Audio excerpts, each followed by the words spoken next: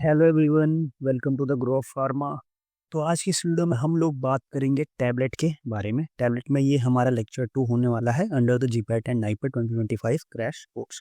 इसमें हमने क्या किया, हमने फार्मास्यूटिक्स में प्री फॉर्मुलेशन कवर कर लिया, उसके बाद डोजेस फॉर्म के बारे में डिस्कस किया था, प्री फॉर्म का पीवाईक्यू डिस्कस किया था, उसके बाद हमने टैबलेट से स्टार्ट किए थे, जिसमें एक लेक्चर ऑलरेडी अपलोडेड है। उस लेक्चर में हमने किसके किसके बारे में बात की थी, उस लेक्चर में हमने बात की थी टैबलेट्स के बारे में इंट्रोडक्शन, फिर हमने बात करी थी टाइप्स ऑफ टैबलेट्स के बारे में, उसके बाद हमने डायलुएंट्स के बारे में बात की थी। ठीक है, इस वीडियो में हम एक्सिपिएंट्स को कंप्लीट करेंगे। जो रिमेनिंग एक्सिपिएंट्स रह गए हैं हमारे, जैसे बाइंडर्स हो गया, डिसइंटीग्रेंट्स हो गया, super disintegrants, lubricants, colouring agent, flavouring agent, ये सारी चीज़ें इस वीडियो में हम डिटेल में डिस्कस करेंगे।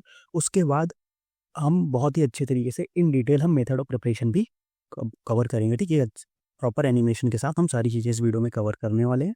ठीक, तो वीडियो स्टार्ट करें उससे पहले अगर अभी तक आपने पहला वीडियो नहीं देखा, लेक्चर 1 नहीं देखा, तो जाके लेक्चर 1 चेकआउट कर लो। ठीक है, चैनल पे फार्मास्यूटिक्स के नाम से प्लेलिस्ट बनी हुई है, जीपैट नाइपर 2025 क्रैश कोर्स के नाम से। ठीक है, उसके बाद अपना यूट्यूब चैनल पे अगर आप पहली बार आ रहे हो तो चैनल को सब्सक्राइब करो। ग्रो फार्मा के नाम से हमारा यूट्यूब चैनल है, साथ में इंस्टाग्राम पेज है जिसमें भी आप डेली बेसिस पे flash cards and flow charts upload होना स्टार्ट हो गए हैं। तो आप हमारा इंस्टाग्राम पेज भी जाके ज्वाइन करो ग्रो फार्मा के नाम से, और टेलीग्राम चैनल भी ज्वाइन करो क्योंकि सारी नोट्स और अपडेट्स वहाँ भी मिलती रहेंगी।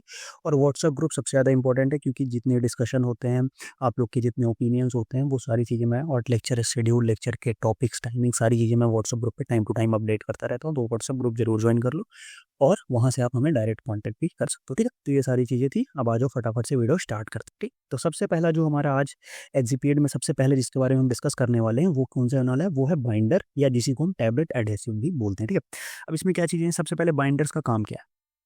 बाइंडर्स क्या करते हैं, बाइंडर्स करते हैं इम्पार्ट कोहेसिवनेस। अब देखो दो तरीके की फोर्सेस होती हैं। कौन कौन सी होती है, एक होती है अपने पास कोहेसिव, ठीक है, और दूसरी होती है एडहेसिव।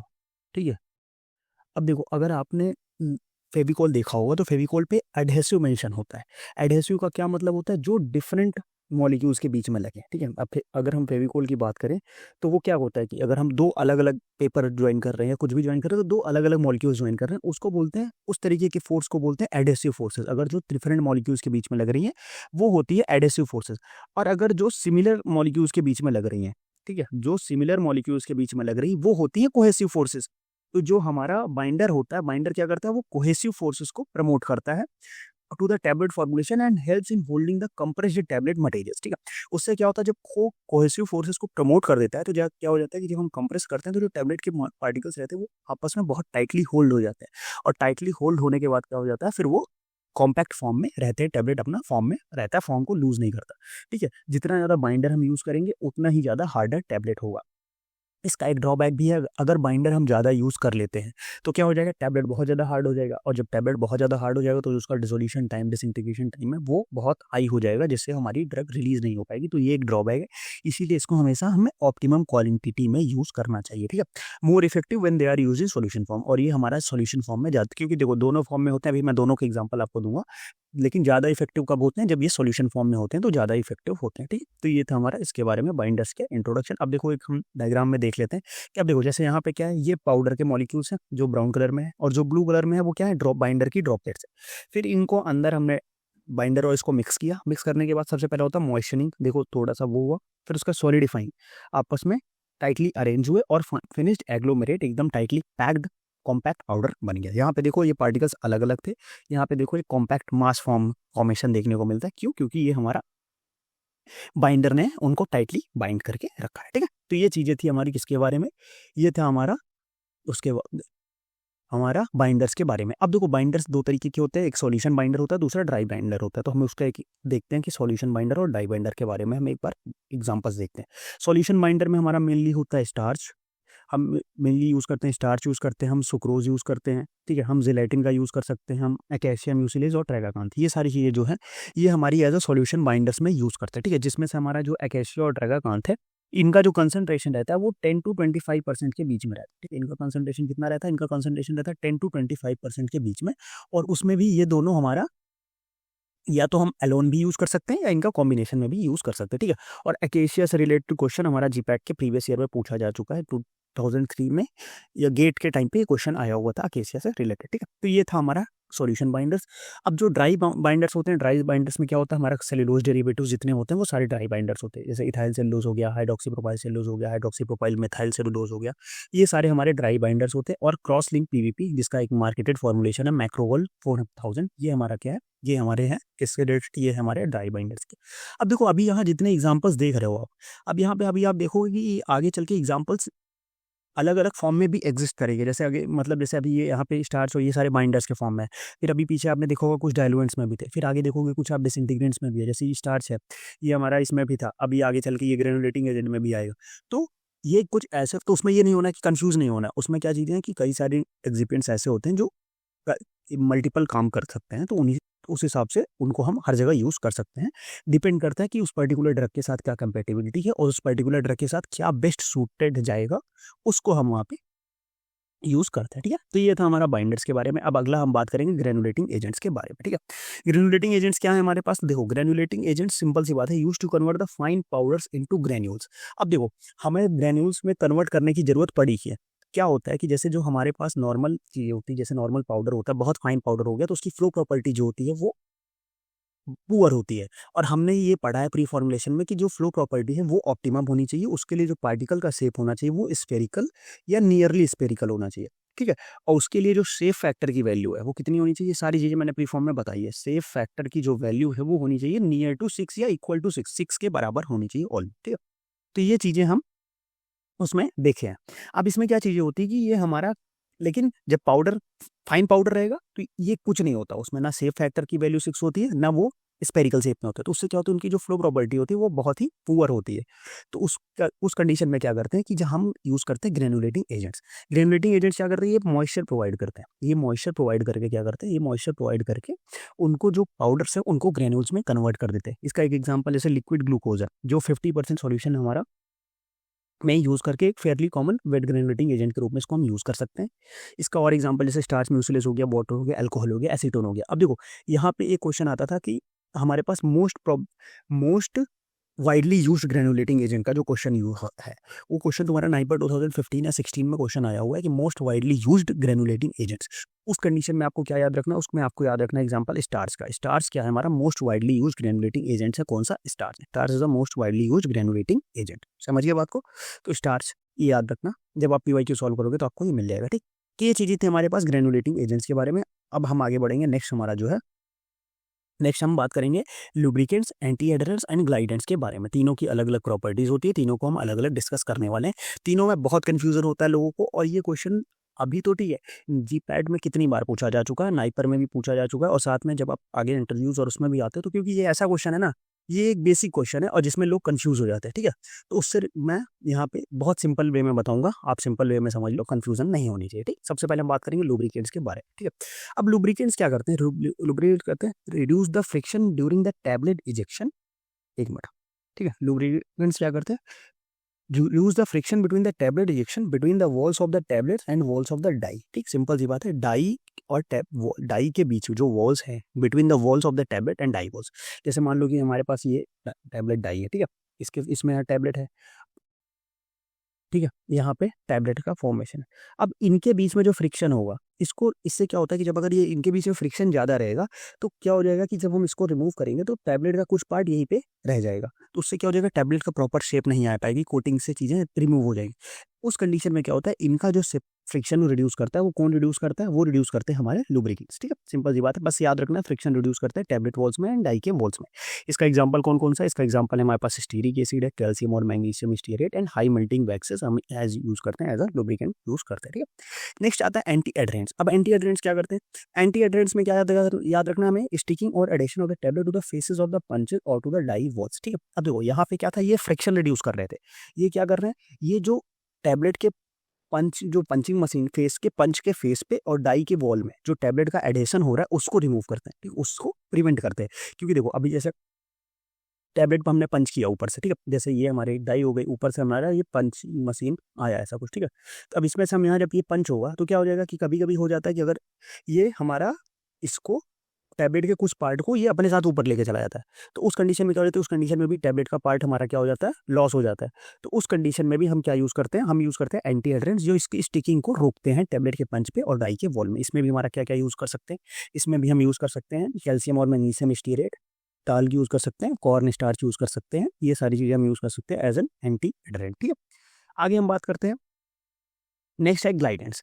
ग्लाइडेंस क्या करता है, ग्लाइडेंस का एक सिंपल सा याद रखो, reducing the friction between the particle. Inter particulate friction को ग्लाइडेंस जो होते हैं वो रिड्यूस करते हैं। इंटर पार्टिकुलेट फ्रिक्शन को ग्लाइडेंस क्या करते हैं, वो रिड्यूस करते हैं। अब देखो यहाँ पे दो क्वेश्चन आपको बन सकता है। अगर फ्रिक्शन की बात हो रही है टैबलेट के वॉल में और डाई की वॉल में, तब आप लुब्रिकेंट पे जाओगे। अगर फ्रिक्शन की बात हो रही है इंटर पार्टिकल फ्रिक्शन, मतलब पार्टिकल्स के बीच की फ्रिक्शन की बात हो रही है, जो हमारे टैबलेट के पार्टिकल्स हैं उसके बीच की फ्रिक्शंस की बात हो रही, तब हम जाएंगे किस पे, ग्लाइडेंट्स पे जाएंगे। समझिए बात को। इसका एग्जांपल है हमारे पास कॉर्न स्टार्च 5 to 10% यूज कर सकते हैं, हम टैल्क 5% यूज कर सकते हैं, magnesium carbonate, magnesium oxide, magnesium silicate. अब देखो इससे क्वेश्चन कहाँ से पूछा गया, मैं आपको वो बता देता हूँ। ये जो पहली लाइन है डेफिनेशन की, इससे हम क्या बोलते हैं, इससे क्वेश्चन पूछा जा चुका है 2015 में, ठीक है, 2018 में, 23 में, ठीक है, 3 साल लगातार इससे क्वेश्चन आया हुआ है। ठीक है, इससे क्वेश्चन इतना पूछा जा चुका है। उसके बाद एंटी एडरेंट का जो एग्जांपल है, इससे क्वेश्चन पूछा जा चुका है आपका 1998 में क्वेश्चन इससे पूछा है। और हमारे पास जो ग्लाइडेंट्स के एग्जांपल है, इससे भी क्वेश्चन पूछा है 2000, हमारे पास 2000 में, फिर 1980, मतलब प्रीवियस ईयर में क्वेश्चन इससे कई सारे पूछे जा चुके हैं। अभी एक क्वेश्चन रिसेंट में आया हुआ था जीपैट 2022 में, उसको हम थोड़ा सा डिस्कस कर लेते हैं। उसको हम बोलते हैं बोल्टिंग द लुब्रिकेंट। ठीक है, हम बात करते हैं बोल्टिंग के बारे में। एक टर्म आता है बोल्टिंग। ये बोल्टिंग क्या होता है, इसको आप समझ लो। देखो कुछ नहीं होता है, ये क्वेश्चन पूछा जा चुका था, 2022 में पूछा था, इसके हम बात कर लेते हैं। हम क्या करेंगे, जो लुब्रिकेंट हम यूज कर रहे हैं उसको यूज करने से पहले हम क्या करें, 60 to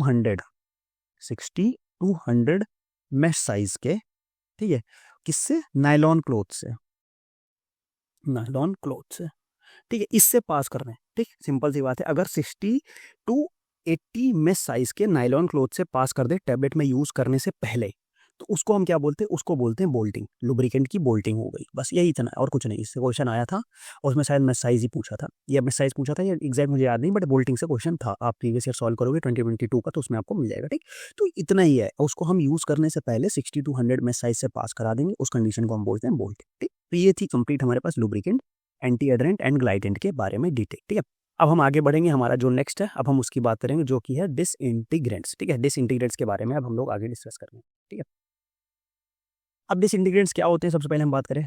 जैसे इसका नाम सजेस्ट कर रहा है, डिसइंटीग्रेट होना मतलब ब्रेक डाउन होना। तो फैसिलिटेट द टैबलेट ब्रेकअप और disintegration when it comes in contact with GIT fluid. मतलब क्या होता है, जैसे टैबलेट, अब जैसे हमने एक टैबलेट ऐसे इस फॉर्म में ले, अब इसी फॉर्म में टैबलेट तो एब्जॉर्ब होगी नहीं, अब ये बॉडी के अंदर जाएगी, तो इसको सबसे पहले डिसॉल्व होना पड़ेगा। डिसॉल्व होगी तो डिसॉल्व इस फॉर्म में होने में, डिसॉल्व होने में बहुत टाइम लग जाएगा। तो सबसे पहले क्या होता है, सबसे पहले होती है डिसइंटीग्रेट। डिसइंटीग्रेट में क्या होता है, छोटे छोटे पार्टिकल्स में इसका ब्रेक डाउन होता है। ये ब्रेक डाउन कौन कराता है, ये ब्रेक डाउन कराते हैं डिसइंटीग्रेंट्स या डिसइंटीग्रेटिंग एजेंट इनको बोलते हैं। फिर उसके बाद फिर इनका क्या हो जाता है, फिर इनका होता है डिसोल्यूशन। तो सबसे पहले होता है डिसइंटीग्रेशन, फिर होता है डिसोल्यूशन।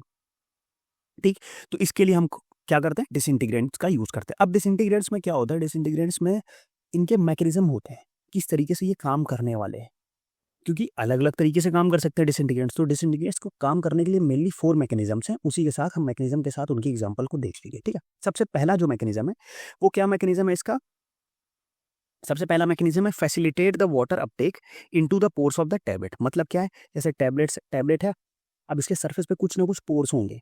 इन पोर्स पे ये क्या करेगा, इन पोर्स के थ्रू ये वाटर की अंदर एंट्री करा देगा। अब वाटर अंदर एंट्री गया, उसके बाद वो अपने आप डिसइंटीग्रेट हो जाएगी।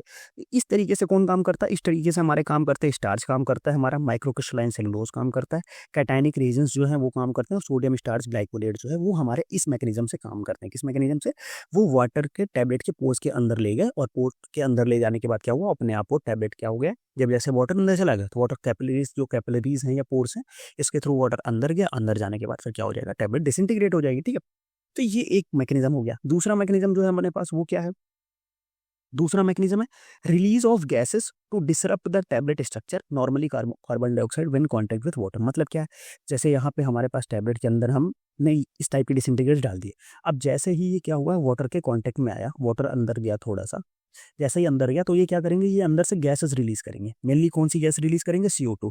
अब CO2 रिलीज हुई, देखियो इसको थोड़ा सा हम बड़े उस पर समझते हैं ना। देखो बहुत सिंपल सा चीज है, देखो जैसे यहाँ पे है ये टैबलेट हो गई, ठीक है। अब टैबलेट क्या हुआ, चारों साइड से वाटर के कांटेक्ट में आई टैबलेट, वाटर के कांटेक्ट में आई, वाटर तो अंदर, क्योंकि देखो हम इम्परमिएट तो है नहीं टैबलेट, एकदम इम्परमिएबल, तो वाटर टैबलेट के अंदर जाएगा। अब जब टैबलेट के अंदर जैसे ही वाटर गया, तो ये जो हमारे पास जो हम इस टाइप के डिसइंटीग्रेटेड एजेंट्स होते हैं, वो क्या करते हैं, जैसे सोडियम बाइकार्बोनेट हो गया, सिट्रिक एसिड हो गया, टार्ट्रिक एसिड हो गया, इनके बारे में हमने डिस्कस किया था इफर्वेसेंट टैबलेट्स में भी। ये सारे क्या रिलीज करते हैं, ये CO2 रिलीज करते हैं। तो ये क्या करेंगे, ये अंदर टैबलेट के अंदर CO2 का प्रोडक्शन करेंगे। अब जब टैबलेट के अंदर CO2 प्रोडक्शन हुआ, तो अब CO2 क्या करेगा, CO2 बाहर जाएगा, ठीक है। CO2 क्या करेगा, बाहर निकलने की ट्राई करेगा। अब बाहर निकलेगा, अब जैसे CO2 बाहर निकलेगा, तो उसको क्या चाहिए, उसको स्पेस चाहिए बाहर निकलने के लिए, तो वो क्या करेगा, वो टैबलेट का ब्रेक डाउन कर देगा। तो इस तरीके से टैबलेट क्या हो जाएगा, हमारा डिसइंटीग्रेट हो जाएगा। समझिए बात को। तो ये दूसरा मैकेनिज्म था। इस मैकेनिज्म से कौन काम करता है, sodium bicarbonate, citric acid and tartaric acid काम करता है। उसके बाद जो नेक्स्ट मैकेनिज्म है, एक और मैकेनिज्म है, क्या मैकेनिज्म है, facilitate the rupture of tablet by swelling during the water sorption. अब कुछ क्या होते हैं कि जैसे उनको हमने क्या किया कि उनको हमने टैबलेट के अंदर डाल दिया, ठीक है। अब पहले क्या थे, वो छोटे से थे, इतने बड़े थे, ठीक है। अब उसके बाद इतने बड़े बड़े, इतने बड़े बड़े, ऐसे ढेर सारे थे, ठीक।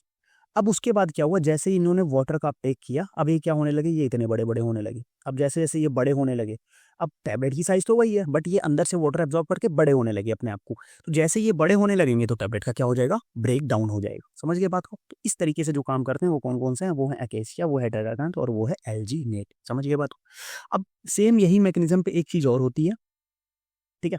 ये वाटर सॉर्प्शन का रीजन था, सेम यही था कि कुछ ऐसे डिफॉर्म्ड पार्टिकल्स होते हैं जिनको हम, पार्टिकल का फॉर्म जो ओरिजिनल फॉर्म है उसको हम चेंज कर देते हैं, और बाद में हम उसको जैसे ही वो अपना वाटर के कांटेक्ट में आए, वो ओरिजिनल फॉर्म में चेंज हो जाएगा। वो ये दोनों आपस में ऑलमोस्ट इंटरलिंक्ड है, इसीलिए मैंने इसको अलग से रखा। अगर आप मेन ये 3 मैकेनिज्म भी याद रखते हो तो आपका काम सफिशिएंट है, इससे बाहर क्वेश्चन नहीं आने वाला है, ठीक। समझ गए बात को। तो ये 3 मैकेनिज्म थे डिसइंटीग्रेशन को रिलेटेड, कैसे टैबलेट का डिसइंटीग्रेशन देखने को मिलता है, ठीक है। तो आज की वीडियो थोड़ा सा लेंदी हो सकती है, बट चीज़ें बहुत ही क्लियर कॉन्सेप्ट में जा रही हैं, तो वीडियो एंड तक देखना, चीज़ें पूरी जो ये है डाइल्यूट्स का कॉन्सेप्ट है वो क्लियर हो जाएगा। बस आपको एग्जाम्पल्स याद रखने पड़ेंगे बस। अब हम बात करेंगे, एक कैटेगरी इसमें और आती है। अब डिसइंटीग्रेंट्स में क्या हो जाता है कि कभी कभी क्या होता है, डिसइंटीग्रेंट में जो चीज़ें वो बहुत स्लो होती हैं ना, थोड़ा स्लो हो जाती है। तो उनको अगर हम और फास्ट बनाना चाहें, जैसे हमारे पास फास्ट रिलीज टैबलेट्स हैं, कुछ ऐसी टैबलेट्स आपने देखी होगी जो तुरंत डिजॉल्व हो जाती है, रैपिडली रिलीज। तो उस कंडीशन में क्या होती है कि उस कंडीशन में उनका डिसइंटीग्रेट जल्दी होना चाहिए। अब जब डिसइंटीग्रेट जल्दी होंगी वो, तभी तो जल्दी डिजॉल्व होंगी। तो उस कंडीशन में हम क्या यूज़ करते हैं, उस कंडीशन में हम यूज़ करते हैं सुपर डिसइंटीग्रेंट्स। क्या यूज़ करते हैं, सुपर डिसइंटीग्रेंट्स। सुपर डिसइंटीग्रेंट्स क्या होते हैं, सॉरी, सुपर डिसइंटीग्रेंट्स होते हैं सब्सटेंस और mixture of substance that facilitate the breakup और disintegration of the tablet quickly. मतलब सेम काम सब डिसइंटीग्रेशन जैसा ही है, मैकेनिज्म भी उसी जैसा है, बट क्या चीज़ें हो जाएंगी, उनसे फास्ट होगा, डिसइंटीग्रेशन का फास्ट होगा, डिसइंटीग्रेंट से फास्ट काम करेंगे ये। इसमें सबसे पहला जो एग्जांपल आता है वो आता है अपने पास मॉडिफाइड सेलुलोज का। मॉडिफाइड सेलुलोज में क्या होता है, हमारा यूज होता है क्रॉस कॉर्मिलोज 2 to 8%, और इसका जो मार्केटेड फॉर्मुलेशन आता है वो आता है हमारे पास क्या, पैक्डीसॉल या सोलोटैप के नाम से इसका हम यूज़ करते हैं। 2 to 8% में क्रॉस कार्मोलोस का यूज़ होता है, ठीक है, मॉडिफाइड सेलुलोज से रिलेटेड, ठीक है। दूसरा जो आता है अपने पास मॉडिफाइड स्टार्च। मॉडिफाइड स्टार्च में आता है अपने पास सोडियम स्टार्च डाइकोलेट, जो 2 to 5% होता है। इसका जो मार्केटेड फॉर्मुलेशन है वो प्रीमोजोल और एक्सप्लोटैप के नाम से इसका मार्केटेड फॉर्मुलेशन देखने को मिलता है, मॉडिफाइड स्टार्च। इससे क्वेश्चन आपके जीपैट 2011 में और 2008 में इससे क्वेश्चन पूछा जा चुका है। तो आप इस तरीके से समझ सकते हो कि क्वेश्चन आए हैं, यहाँ से ये पॉइंट्स भी कवर टच हुए। उसका थर्ड जो एग्जांपल है अपना वो है cross linked PVP. Cross link PVP में क्या होता है, जैसे क्रॉस से नाम है तो क्रॉस पोविडोन 0.5 to 5%। अगर आप एक बार परसेंटेज भी कम याद रखोगे तो भी आपकी चीज़ें चली जाएंगी, बट आप याद अगर हो सकता है तो आप याद रखो, ठीक है। मार्केटेड फॉर्मुलेशन में कॉलिडोन और पॉलीप्लास्टोन एक्सेट, ठीक है। अब देखो, इसको याद करने का जो सबसे अच्छा तरीका है कि पहले आप इस तरीके से तो याद कर ही लो, उसके बाद आप कोरिलेशन में याद रखो। कोरिलेशन में जैसे आप देखोगे कि सोडियम स्टार्च रेगुलेट अभी हमने पीछे भी डिस्कस किया था और पहले भी हमने डिस्कस कर चुका है। तो आप क्या करो, वहाँ से कोरिलेट याद रखो। जैसे अभी हमने पीछे देखा था, जो ऐसे CO2 से रिलेटेड जो थे, जैसे हमारे पास ऐसे वो थे जो CO2 से related, citric acid, tartaric acid, इनको हमने इफर्वेसेंट टैबलेट्स में भी पढ़ रखा है। तो आप ऐसे कोरिलेट करके याद करोगे ना, तो जब आप रिवीजन में एक आपका नाम आएगा, आपका एक टार्टरिक एसिड, सिट्रिक एसिड का नाम आया, तो आपको दिमाग में तीनों चीज़ें घूम जानी चाहिए कि हाँ, हमने इसको इफर्वेसेंट टैबलेट्स में भी पढ़ा था, इफर्वेसेंट टैबलेट्स में भी CO2 रिलीज करता है।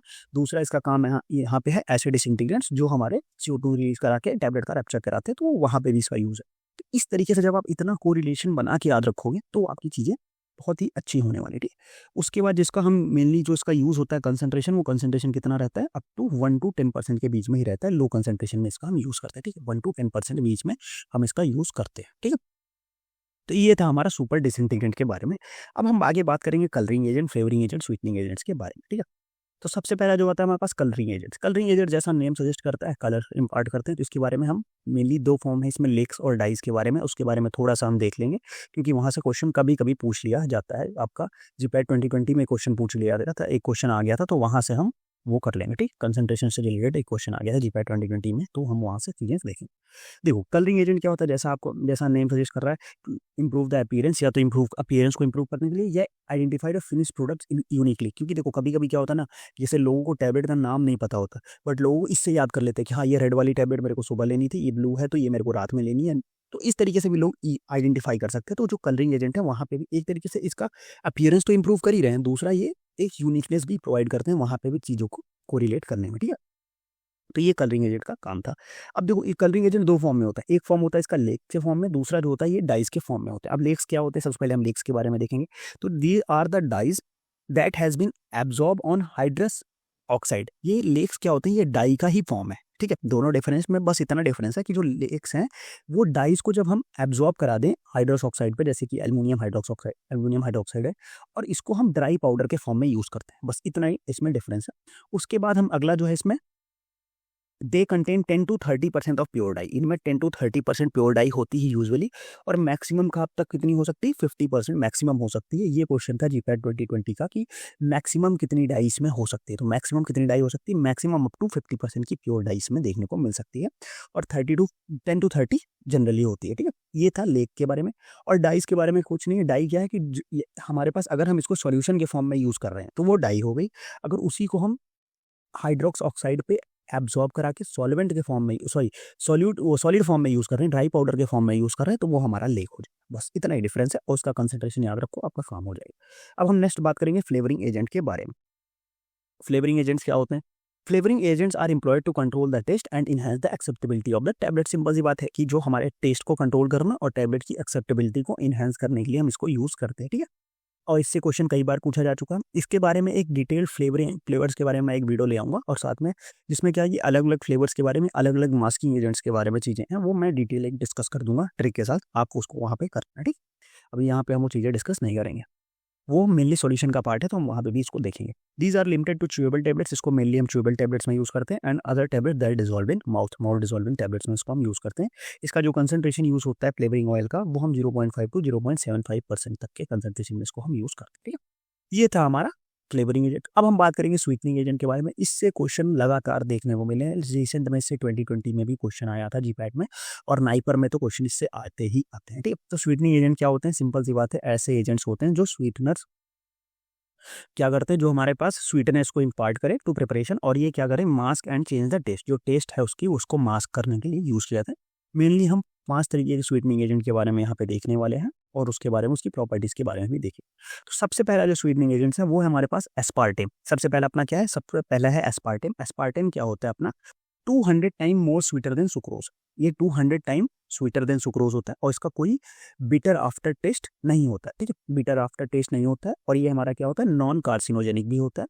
और इसका जो ट्रेड नेम है, जिस नाम से मार्केट में आता है, कभी कभी ट्रेड नेम से भी क्वेश्चन आ सकता है, वो है न्यूट्रा स्वीट, ठीक है। इसका ट्रेड नेम क्या है, इसका ट्रेड नेम है न्यूट्रा स्वीट, ठीक। तो ये बात थी एस्पार्टेम के बारे में। अगला जो है, अगला जो अपने पास है वो है सैक्रिन।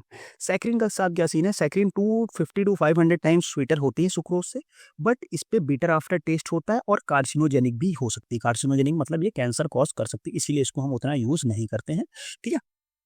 उसके बाद अगला जो है, अगला है अपने पास, वो है नियोटेम। नियोटेम क्या है, नियोटेम अपना स्ट्रक्चरली रिलेटेड टू एस्पार्टेम। इसका जो स्ट्रक्चर होता है वो एस्पार्टेम से थोड़ा सा रिलेटेबल होता है, और इसकी जो हमारे पास स्वीटनेस होती है वो कितनी होती है, वो 7000 to 13000 times sweeter than sucrose होती है। सुक्रोज से 7000 to 13000 टाइम्स स्वीटर होती है। और यहाँ पे एक पॉइंट है, नॉन कैलोरिक शुगर। कभी क्वेश्चन अगर आपसे पूछता है नॉन कैलोरिक शुगर कौन सा है, तो नॉन कैलोरिक शुगर है नियोटेम। और जैसा इसका नेम सजेस्ट कर रहा है, इसका जो ट्रेड नेम है सब कुछ सेम है, बस नियो की जगह, एक मिनट, नियो की जगह आप कर दो न्यू, ठीक है। नियो की जगह आप कर दो क्या, न्यूटेम, NEWTAME। ये इसका ब्रांड नेम है, न्यूटेम इसका ब्रांड नेम है। इसका ब्रांड नेम था न्यूट्रा स्वीट, ठीक है। आगे बढ़ते हम लोग, नेक्स्ट जो एक हमारा है वो है एलिटेम। अपना एक नेक्स्ट जो है वो है स्वीटनिंग एजेंट है, वो कौन सी है, वो है एलिटेम। उसमें क्या होता है, approximately 2000 time sweeter than sucrose होता है एलिटेम। उसके बाद अपना जो है नेक्स्ट है साइक्लामेट्स क्या होते हैं? साइक्लामेट्स अपना 30 times sweeter than sucrose, but ये बैन हो चुके हैं क्योंकि इसमें कार्सिनोजेनिक प्रॉपर्टीज देखने को मिलती है, ठीक है। इसके अलावा जो अपने पास एक और स्वीटनिंग एजेंट्स है जो है मैनिटॉल। मैनिटॉल कितना होता है? मैनिटॉल होता है अपने पास 72 टाइम्स स्वीटर होता है मैनिटॉल, और इसको मेनली हम च्यूएबल टैबलेट्स में यूज करते हैं। च्यूएबल टैबलेट्स में mainly as a sweetening agent कौन यूज होता है? मैनिटॉल यूज होता है। 72 टाइम्स स्वीटर होता है ये सुक्रोज, ठीक है। ये हमारे पास बात हो गई। अब हम आगे बढ़ेंगे, नेक्स्ट अपना क्या बात करेंगे? अब मार्केटेड को प्रोसेस्ड एक्सिपिएंट्स। अब देखो को प्रोसेस्ड एक्सिपिएंट्स क्या होता है कि कभी कभी क्या होता है कि जब एक से ज़्यादा एक्सिपिएंट्स को हम एक साथ कंबाइन करके उसको यूज़ करते हैं। अब देखो एक एक्सिपिएंट से एक प्रॉपर्टी आ रही है, बट हम क्या करते हैं कि 2-3 एक्सिपिएंट्स को कंबाइन करके एक एक्सिपिएंट्स बना दिया को प्रोसेस्ड एक्सिपिएंट्स। जिससे क्या हो गया? जिससे हमारी मल्टीपल प्रॉपर्टीज सेटिस्फाई हो रही, मल्टीपल नीड सेटिस्फाई हो जाती है। तो उन तरीके के एक्सिपिएंट्स को हम बोलते हैं क्या? मार्केटेड को प्रोसेस्ड एक्सिपिएंट्स। उनको हम क्या बोलते हैं? को प्रोसेस्ड एक्सिपिएंट्स, ठीक है। तो आ जाओ को प्रोसेस्ड एक्सिपिएंट्स के बारे में देख लें। एक कंप्लीट टेबल है इसके बारे में, इसको आपको याद रखना पड़ेगा, इससे कभी भी क्वेश्चन आ सकता है। अभी रिसेंट में 2020 में भी इससे एक क्वेश्चन देखने को मिला था, ठीक है। तो एविसेल ट्रेड नेम से क्या आता है? उसमें होता है एमसीसी एंड ग्वारगम होता है। कैल कार्ब के नाम से आता है, उसमें कैल्शियम कार्बोनेट 95% एंड माल्टोडेक्सिन 5% होता है। कैल्शियम 90 के नाम से आता है, जिसमें calcium carbonate 90 to 91% and starch जो होता है अपने पास वो 9 to 10% होता है। सेलेक्टोज के नाम से आता है, जिसमें अल्फा लैक्टोज मोनोहाइड्रेट 75% होता है, और सेलुलोज पाउडर जो होता है वो 75%। अब देखो उसका नाम ही है सेलेक्टोज। सेलेक्टोज से आप याद कर सकते हो कि इसमें सेल से सेलुलोज है और लैक्टोज से लैक्टोज है, ठीक है। इमडेक्स में क्या होता है? डेक्सट्रोज और माल्टोज प्रेजेंट होता है। फॉर्मैक्स में अपना कैल्शियम कार्बोनेट और अपना क्या होता है? सॉर्बिटॉल होता है। लूडिप्रेस इससे आपका 2020 में क्वेश्चन था, इसका कंपोजिशन से 2020 में क्वेश्चन था। क्या था? लैक्टोज मोनोहाइड्रेट प्रेजेंट होता है 90%, कोलिडोन 30% होता है 3.5% एंड कोलिडोन सीएल प्रेजेंट होता है 3.5%। माइक्रोसेलेक जो अपना 75% लैक्टोज एंड 25% एमसीसी होता है। स्टारलैक में अल्फा लैक्टोज मोनोहाइड्रेट। अब देखो जैसे कुछ चीज़ें यहाँ पे तीनों, जैसे अल्फा लैक्टोज मोनोहाइड्रेट यहाँ पे, लैक्टोज मोनोहाइड्रेट यहाँ पे था, अल्फा लैक्टोज मोनोहाइड्रेट यहाँ पे था, तो इनको आप रिलेट करके याद कर सकते हो। एंड मेज starch 15%, विटासेल V650 MCC 65% and calcium carbonate 35%। इसमें से जितना आप कोशिश करो, अगर आपको याद हो जाता है मैक्सिमम तो ठीक है, और जितना याद कर लो उतना आपके लिए बेनिफिशियल तो है, ठीक है। तो ये थे मार्केटेड को प्रोसेस्ड एक्सिपिएंट्स के बारे में। अब हम लोग आगे जिसके बारे में बात करेंगे, अब हम बात करेंगे मेथड्स ऑफ प्रिपरेशन के बारे में। मेथड ऑफ प्रिपरेशन, ठीक है। अब हम मेथड ऑफ प्रिपरेशन देखेंगे कि टैबलेट को कैसे बनाया जाता है। तो सबसे पहले एक हम फ्लो चार्ट की उससे समझते हैं कि मेथड ऑफ प्रिपरेशन जो होता है टैबलेट के लिए, उसमें क्या क्या चीज़ें होती है। पहले 2 मेथड है बेसिकली, एक है ग्रेनुलेशन मेथड, दूसरा होता है नॉन ग्रेनुलेशन मेथड। अब ग्रेनुलेशन मेथड क्या होता है? ग्रेनुलेशन मेथड में हम क्या करते हैं? ग्रेन्यूल्स की प्रिपरेशन करके फिर उसके बाद उसको हम वो करते हैं। अब ग्रेन्यूल्स भी प्रिपेयर कैसे किए जाते हैं? 2 तरीके से ग्रेन्यूल्स प्रिपेयर किए जाते हैं। एक होता है फेट ग्रेनुलेशन, दूसरा होता है ड्राई ग्रेनुलेशन, ठीक है। अभी इनके बारे में आगे हम बहुत ही डिटेल में देखने वाले हैं, तो परेशान नहीं होना, ठीक है। और नॉन ग्रेनुलेटिंग एजेंट क्या होता है कि हम डायरेक्ट, नॉन ग्रेनुलेशन मेथड में क्या होता है? हम डायरेक्ट कंप्रेशन कर देते हैं, ठीक है। उसमें क्या होता है? उसमें हम ग्रेन्यूल्स का प्रिपरेशन नहीं करते हैं, उसमें हम डायरेक्ट कंप्रेशन कर देते हैं, ठीक। तो ये 2 मेन मेथड्स हैं, ठीक है। तो उसमें हम दोनों चीज़ें कर सकते हैं। अब देखो जिसमें ये वेट ग्रेनुलेशन और ड्राई ग्रेनुलेशन की अगर हम बात करें, तो इसमें कभी-कभी एक क्वेश्चन शायद किसी एग्जाम में पूछा गया था, मैं आपको बता दूं कि वो जो क्वेश्चन था मॉइस्चर कंटेंट को लेके। तो वेट ग्रेनुलेशन में जो मॉइस्चर कंटेंट होता है वो होता है 5 to 50%, ठीक है। वेट ग्रेनुलेशन में मॉइस्चर कंटेंट कितना होता है? 5 to 50% में। और ड्राई ग्रेनुल्स में जो ड्राई ग्रेनुल्स का फॉर्मेशन होता है, उसमें हमारे जो वो होता है वो कितना होता है? वो होता है बिलो 5%, बिलो 5, ठीक, 5% से कम होता है किसमें? ड्राई ग्रेनुलेशन में। समझ गए बात को? तो ये था मॉइस्चर कंटेंट से रिलेटेड। अब हम लोग आगे बढ़ेंगे। अब देखो चाहे वेट ग्रेनुलेशन हो और चाहे ड्राई ग्रेनुलेशन हो, उसमें क्या होता है? एक मतलब ओवरऑल टैबलेट की जो एक होती है जनरल मेथड, पहले हम देख लेते हैं कि जनरल मेथड क्या होता है किसी टैबलेट को बनाने में, फिर हम आगे उसके बारे में बताएंगे, ठीक है। अब देखो कोई भी टैबलेट मैन्युफैक्चर होती है तो उसमें 4 स्टेप्स होते हैं, ठीक है। चाहे जिस मेथड से बनाई जाए उसमें 4 स्टेप्स देखने को मिलते हैं, ठीक है। कौन कौन से स्टेप है? सबसे पहले preparation of granules for the compression. सबसे पहले क्या है कि ग्रेन्यूल्स का फॉर्मेशन होगा ग्रेनुलेशन में। अगर डायरेक्ट कंप्रेशन में है तो ये स्टेप स्किप हो जाएगी, ठीक है। बाकी अगर ग्रेनुलेशन में चाहे वेट ग्रेनुलेशन हो रहा है चाहे ड्राई ग्रेनुलेशन हो रहा है, तो ये एक स्टेप देखने को मिलती है। सबसे पहले क्या होता है कि हम ग्रेन्यूल्स का प्रिपरेशन करेंगे कंप्रेशन के लिए। उसके बाद क्या होगा? उसके बाद जो हमारे ग्रेन्यूल्स बने हैं उनको हम क्या करेंगे? उन ग्रेन्यूल्स का कंप्रेशन होगा, टैबलेट बनाएंगे। पहले हमने ग्रेन्यूल्स बना लिया, अब ग्रेन्यूल्स के बाद हम उससे क्या किया? हमने टैबलेट बना लिया, ठीक है। फिर जो तीसरा स्टेप आता है, तीसरा स्टेप हमारा क्या होता है? Step of coating of the tablet. अब उसके बाद हम उसको क्या करेंगे? उसकी कोटिंग करेंगे, ठीक है। टैबलेट की कोटिंग करेंगे, जो हम नेक्स्ट नहीं उसके लास्ट मतलब लास्ट लेक्चर टैबलेट कोटिंग पे होगा, तो उस टाइम पे हम देखने वाले हैं। उसके बाद टैबलेट कोटिंग के बाद फिर हम लास्ट स्टेप पे क्या करते हैं? Evaluation of the tablet. Evaluation हम लोग नेक्स्ट लेक्चर में देखेंगे। बहुत अलग अलग पैरामीटर्स होते हैं, ऑफिशियल पैरामीटर्स, अनऑफिशियल पैरामीटर्स, जिसके बेसिस पे हम टैबलेट्स का इवेल्युएशन करते हैं। तो ये एक जनरल मेथड है किसी भी टैबलेट के बारे में कि अगर हम कोई भी टैबलेट बना रहे हैं तो उसमें ये 4 स्टेप इन्वॉल्व रहेंगे, ठीक है। ये जनरल एक मेथड है, मेथोडोलॉजी है, इसमें ये चारों इन्वॉल्व रहते हैं, ठीक है। अब हम लोग आगे देखेंगे किसके बारे में, वेट ग्रेनुलेशन के बारे में, ठीक है। अब हम लोग बात करने वाले हैं वेट ग्रेनुलेशन के बारे में। एक साइड में कंप्लीट वेट ग्रेनुलेशन बता दूंगा, बिल्कुल कंफ्यूज नहीं होना है, सीधे स्टेप बाय स्टेप याद रख लो, ठीक है। आपका काम हो जाएगा, जितना ज़्यादा आप लोग इसमें देख घुसते जाओगे अंदर उतना ज़्यादा कंफ्यूज होते जाओगे, आपको कंफ्यूज नहीं होना है, ठीक है। चलो, सबसे पहला स्टेप क्या होता है, सबसे पहले हमने क्या किया, देखो वेट ग्रेनुलेशन मतलब हमें ग्रेनुल्स बनाने हैं, तो सबसे पहले हम क्या करेंगे, जो ड्रग और एक्सिपिएंट्स हैं उनका वेट करेंगे, वेइंग करेंगे कि कितना ड्रग लेना, कितना एक्सिपिएंट लेना, उसका हमने वेइंग किया। वेइंग के बाद अगला काम क्या होना चाहिए, हमने इसको वे कर लिया, अब अगला काम क्या होना चाहिए, अगला काम होना चाहिए कि इनको आपस में मिक्स करना। हमने क्या किया, इनकी मिक्सिंग कर दी। अगले के स्टेप में हमने क्या की, इनकी मिक्सिंग कर ली। सबसे पहले हमने उसको वे किया, वेइंग के बाद हमने क्या कर दी, मिक्सिंग कर दी। अब मिक्सिंग करने के बाद हमने देखा था कि अब इनको हमें टैबलेट फॉर्म में बनाना है, तो उसके लिए हमें क्या करना पड़ेगा, हमें करना पड़ेगा कि इसमें बाइंडर डालना पड़ेगा, तभी तो आपस में कॉम्पैक्ट रहेंगे। तो उसके लिए हम क्या डालेंगे, हमने इसमें ऐड किया बाइंडर सॉल्यूशन। अब देखो वेट ग्रेनुलेशन है तो बाइंडर का सॉल्यूशन ऐड कर रहे हैं, ड्राई ग्रेनुलेशन होता तो हम डायरेक्ट बाइंडर ऐड करते, ड्राई फॉर्म में सॉल्यूशन नहीं ऐड करते। तो ये वेट ग्रेनुलेशन और ड्राई ग्रेनुलेशन की बात होती है, ठीक है। अगला हम बात करते हैं, बाइंडर सॉल्यूशन डाला, फिर हम अब क्या बनेगा, बाइंडर सॉल्यूशन डालने के बाद क्या बन गया, एक डैम्प या वेट मास, इसी को हम वेट मास भी बोलते हैं, क्योंकि सॉल्यूशन फॉर्म में था तो जो कंबाइन होकर क्या बना, एक वेट मास का फॉर्मेशन हो गया, इसी को हम लोग डैम्प मास भी बोलते हैं। अब अगला जो होगा कि अब ये तो हमारे एक मास बन गया, ऐसे पूरा एक बन गया, जैसे आटे, जैसे आटा सन वो करने के बाद पानी मिलाने के बाद बन जाता है ना पूरा सा, वैसा बन गया। अब इसको हम क्या करेंगे, अब इसको हम लोग स्क्रीनिंग करेंगे, ग्रेन्यूल्स के साइज के हिसाब से इसको हम लोग क्या करेंगे, स्क्रीन करेंगे। और स्क्रीनिंग किस में करेंगे, वेट स्क्रीनिंग, क्योंकि ये वेट फॉर्म में है तो सीज नंबर क्या लगता है, 8 to 12 के बीच में, 8 to 12 की सीव से हम इसको स्क्रीनिंग करेंगे। अब जब स्क्रीन कर लेंगे तो हमें एक ऑप्टिमम साइज के क्या मिल जाएंगे, ऑप्टिमम साइज के हमें मिल जाएंगे ग्रेन्यूल्स, ठीक है। अब हमने क्या किया, इसके पहले वो किया, ग्रेन्यूल्स हमें ऑप्टिमम साइज के मिल गए। अब उनको हम क्या करेंगे, उनको हम कर लेंगे ड्राई, ठीक है। स्क्रीनिंग करने के बाद हमने उसकी क्या कर ली, हमने उसकी कर ली ड्राइंग, क्योंकि हमें एक ऑप्टिमम वो मिल गया।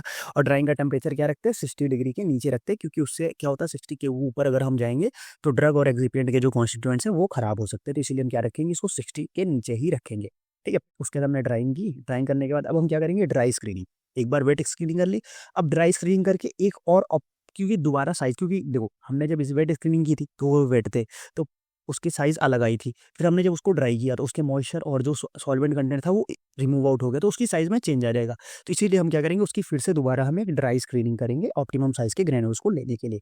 अब ड्राई स्क्रीनिंग ले लिया, अब इसमें हम जो एक्स्ट्रा चीज़ें हैं, जैसे हमारा डिसइंटीग्रेंट्स हो गया, जैसे हमारा लुब्रिकेंट, ग्लाइडेंट, और भी जो चीज़ें हैं, रिमेनिंग चीज़ें जो हम इसमें मिलाएंगे। अब वो मिलाने के बाद फिर हम क्या करेंगे, इसको कंप्रेशन। अब देखो यहाँ पे लुब्रिकेंट, ग्लाइडेंट ये सब यहाँ मिल रहा है, क्यों, क्योंकि ये इंटर पार्टिकल फ्रैक्शन को रिड्यूस करता है। जैसे ग्लाइडेंट की अगर हम बात करें, अगर हम ग्लाइडेंट को यहाँ मिला देते तो क्या हो जाता, वो पार्टिकल के अंदर चला जाता। अब जब पार्टिकल के अंदर कोई चीज़ है तो वो पार्टिकल के इंटर पार्ट, जैसे अब एक पार्टिकल ये रहा, एक ये रहा, अब ग्लाइडेंट अगर हम बाद में जाने डालेंगे तभी तो वो इनके बीच में काम कर सकता है। अगर हमने यहाँ पे ग्लाइडेंट डाल दिया तो ग्लाइडेंट क्या हो जाएगा, इसके अंदर कहीं ट्रैप हो जाएगा, तो वो अपना एक्शन कैसे शो करेगा। इसीलिए डिसइंटीग्रेंट, लुब्रिकेंट, ग्लाइडेंट से सारी चीज़ें हैं, इसको हम लोग बाद में ऐड करते हैं।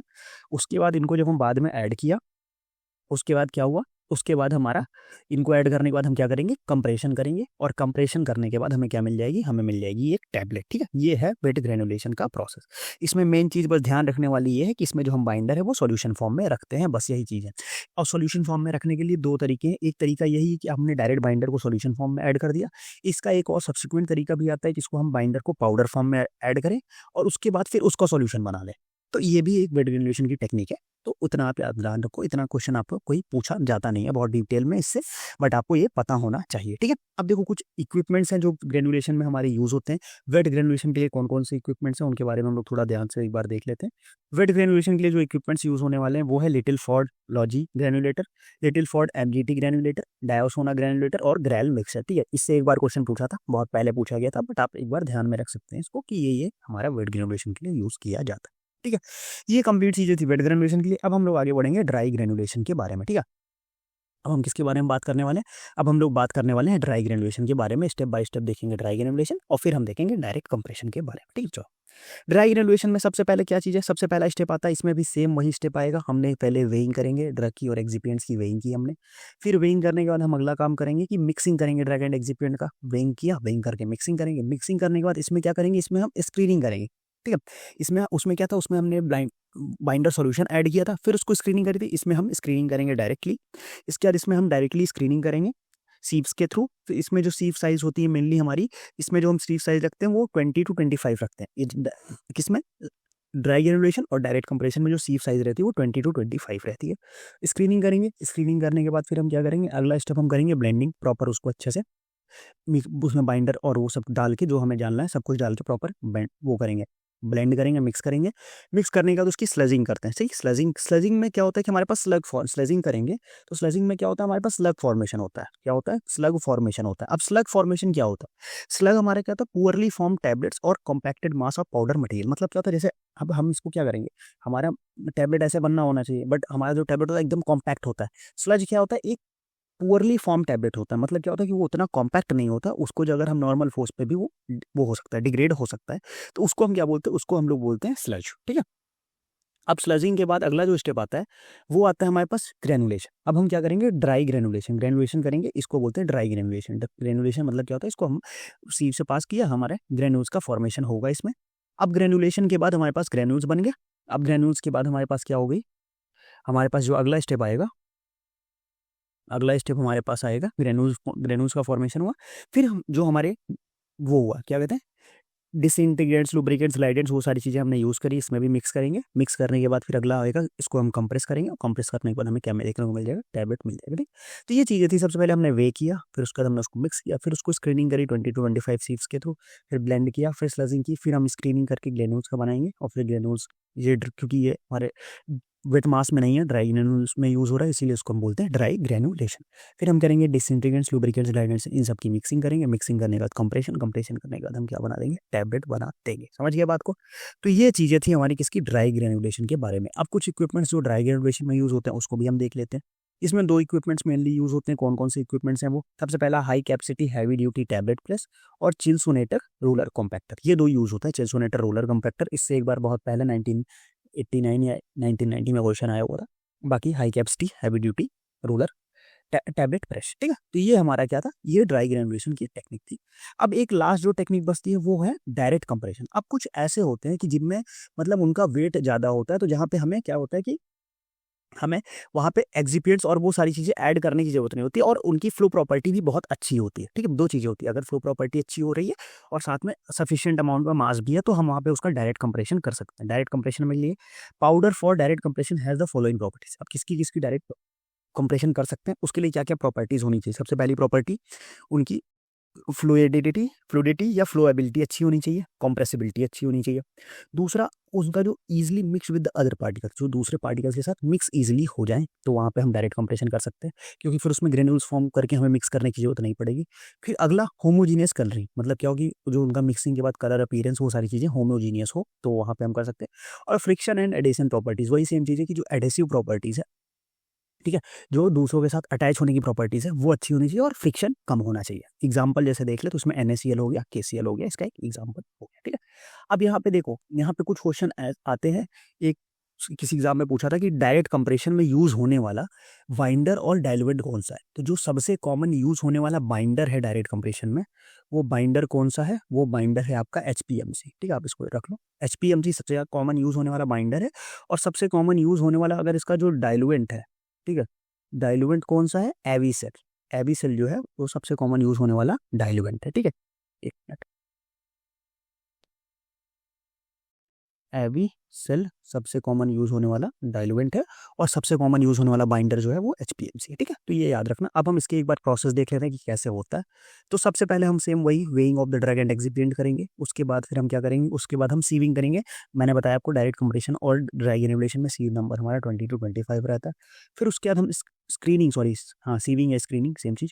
फिर हम मिक्सिंग करेंगे, ड्रग एंड एक्सिपिएंट्स की मिक्सिंग करेंगे प्रॉपर। और मिक्स करने के बाद इसमें हम क्या करेंगे, डायरेक्ट जाके कंप्रेस कर देंगे। मिक्स करने के बाद डायरेक्ट कंप्रेशन मशीन में डाला, डायरेक्ट कंप्रेस किया, और डायरेक्ट हमारा टैबलेट निकल के आ गया हमें। इसमें हमें कोई भी एक्स्ट्रा चीज़ें नहीं करनी होती, जैसे हम ग्रेन्यूल्स का फॉर्मेशन नहीं करना है हमें, बाकी एक्स्ट्रा चीज़ें कोई नहीं करनी इसमें। इसमें डायरेक्ट चीज़ें हम कंप्लीट कर सकते हैं। ठीक है, तो आज का जो वीडियो था, आज की वीडियो में हमने क्या-क्या चीज़ें कवर कर ली। आज की वीडियो में हमने सबसे पहले एक्सिपिएंट्स की बात स्टार्ट करी। एक्सिपिएंट में हमने सबसे पहले बाइंडर की बात करी। बाइंडर के बाद हमने बात किया ग्रेनुलेटिंग एजेंट्स के बारे में बात किया। ग्रेनुलेटिंग एजेंट्स के बारे में हमने फिर लुब्रिकेंट, एंटीएडरेंट, ग्लाइडेंट इन सब की बात करी। उसके बाद फिर हमने डिसइंटीग्रेंट्स के बारे में बात की, उनके अलग-अलग मैकेनिज़्म्स के बारे में बात किया। फिर हमने सुपर डिसइंटीग्रेंट्स के बारे में बात किया। फिर हमने बात की colouring agents, flavouring agents, sweetening agents. फिर हमने को-प्रोसेस्ड एक्सिपिएंट्स देखा कि कुछ ऐसे एक्सिपिएंट्स जिसमें एक से ज़्यादा एक्सिपिएंट्स को कंबाइन करके बनाया जाता है, वो को-प्रोसेस्ड एक्सिपिएंट्स के बारे में बात करी हमने। फिर हमने देखा मेथड ऑफ टैबलेट प्रिपरेशन कि कौन-कौन से मेथड से टैबलेट प्रिपेयर किया जा सकता है। फिर हमने एक जनरल ओवरव्यू देखा मैन्युफैक्चरिंग ऑफ टैबलेट्स के लिए कि स्टेप कौन-कौन से स्टेप्स होते हैं। और फिर हमने देखा एंड में कि वेट ग्रेनुलेशन के बारे में बात की हमने डिटेल्ड। फिर हमने डिटेल्ड बात की ड्राई ग्रेनुलेशन के बारे में एंड डिटेल्ड हमने बात की डायरेक्ट कंप्रेशन के बारे में। ठीक है, तो ये एक कंप्लीट था। ये इस स्लाइड को मैंने थोड़ा काफ़ी क्रिएटिव बनाने की ट्राई किया था। तो कैसा लगा ये आपको, ये मुझे कमेंट सेक्शन में बताना कि ऐसी चीज़ें मैं आगे कंटिन्यू करूँ या सिंपल नॉर्मल स्लाइड्स रखूँ, वो आप हमें कमेंट सेक्शन में बता सकते हो। ठीक है, तो ये था आज का हमारा वीडियो टैबलेट का लेक्चर नंबर 2। टैबलेट के 2 लेक्चर्स और आएंगे। उन 2 लेक्चर्स में मैं एक लेक्चर में आपको मैं टैबलेट के लिए अभी टैबलेट पंचिंग मशीन के बारे में बताऊंगा, उससे क्वेश्चन पूछे जाते हैं। और साथ में फिर हम बताएंगे टैबलेट्स में डिफेक्ट्स और उनके इवैल्यूएशन पैरामीटर्स के बारे में एक वीडियो में बात करेंगे। नेक्स्ट वीडियो में हम लोग बात करेंगे टैबलेट कोटिंग के बारे में और टैबलेट कोटिंग से रिलेटेड डिफेक्ट्स के बारे में। ठीक है, ये टैबलेट्स की वीडियो थोड़ा सा बड़ी हो रही है क्योंकि मैं क्लासेस नहीं एक्सटेंड करना चाहता कि मैक्सिमम नंबर ऑफ क्लासेस ना हो, जितने कम क्लासेस में आपका कॉम्पैक्ट चीज़ें दे सकूं वो मैं ट्राई कर रहा हूँ। इसलिए वीडियो थोड़ा सा अप टू 40 टू 45 मिनट जा सकती है।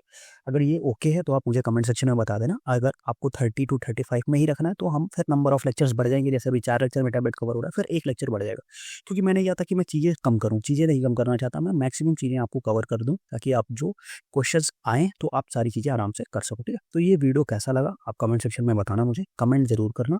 और साथ में चैनल पे अभी तक अगर सब्सक्राइब नहीं किया तो यार सब्सक्राइब करो, अपने दोस्तों के साथ शेयर करो, क्योंकि जितने मैक्सिमम लोग जुड़ोगे उतनी ही ज़्यादा चीज़ें हम आसानी से कर पाएंगे। ठीक है, इंस्टाग्राम पेज जाके फॉलो करो, काफ़ी चीज़ें जैसे ये डिफरेंट डिफरेंट फ्लो चार्ट्स और सारी चीज़ें ये मैं इंस्टाग्राम पे भी डालता रहता हूँ अलग अलग डिटेल्स में, ताकि फिर आप वहाँ से भी आप देखते जाओगे तो ये शॉर्ट मेमोरी में आपकी वो चीज़ें फीड होती रहेगी। ठीक है, टेलीग्राम चैनल ज्वाइन करो, व्हाट्सअप ग्रुप जाके ज्वाइन करो, सारी अपडेट्स सारा डिस्कशन सब कुछ वहाँ होता है, वहाँ से आप मेरे को डायरेक्ट कॉन्टैक्ट भी कर सकते हो। ठीक है, तो ये था आज का वीडियो। कैसा लगा वीडियो कमेंट सेक्शन में जरूर बताना। तो फिर मिलते हैं नेक्स्ट वीडियो में, तब तक के लिए बाय बाय।